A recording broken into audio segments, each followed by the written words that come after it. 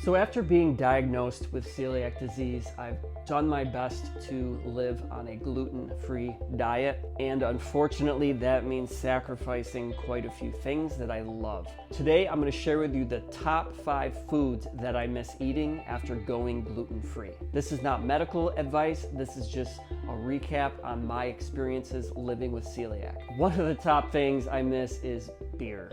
I love going to breweries, I love checking out different places, trying different beers. Most beers have gluten in it. Fortunately, I found a few beers that are gluten-free. Glutenberg happens to be one of my favorites, but it's just not the same. I love my IPAs, I love going to a ball game, drinking a beer, so I have to be a little bit more careful now. I've gone to more ciders and seltzers and gluten-free beers when available, but I definitely miss being able to drink beer whenever, wherever. Pizza, that's another thing I really miss. It's a quick, easy meal. There's pizza shops all over the place. You can grab a slice for lunch, and those mouth-watering slices that you can just bend in half and the grease just drips off. Now I have tried cauliflower pizza, and it honestly comes close and cures that itch when I want pizza, but it's not the same. Some pizzerias out there, they do offer gluten-free crusts,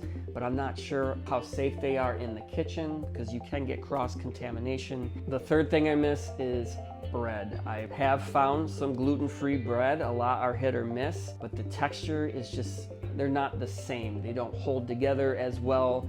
They're a little dry, but I miss having a burger or a hot dog bun or a sub bun. Now, fortunately, there are a lot of gluten-free bread options out there. Some are definitely better than others, so you kind of got to do your research on what you like, but I miss being able to go out for lunch and not have to worry about eating bread. The fourth thing I miss is dessert food. Now, I don't eat a lot of dessert at home on my own, but if there's an office party, a family gathering, or any kind of event, there's usually some sort of cake, pie, cookies, brownies, something of that nature. So it's a little difficult because usually those options are not gluten-free. Most people in those events, they're not going to enjoy the gluten-free option. So I've kind of either just decided to bring my own dessert or just pass. I don't want to make everybody suffer. Occasionally there are good mixes for cakes and pies and desserts, but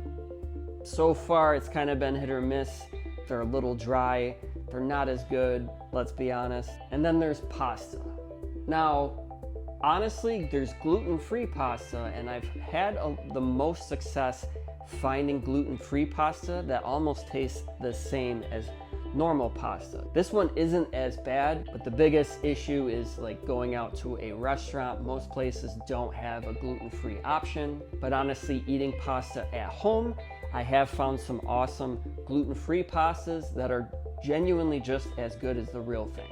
So I wouldn't trade how much better I feel now for any of those things. But look, going gluten-free, there's definitely things that we miss. Fortunately, today there are a lot of alternatives and options for those foods. It's a lot better than it was like 10 to 20 years ago. So I'm curious, what do you miss? What do you guys miss? What is the hardest part for you following a gluten-free diet? And if this video related to you or you want to see more content, I would appreciate the subscription. It would be awesome if you hit that like button on this video, and then feel free to comment. What do you miss about a gluten-free diet?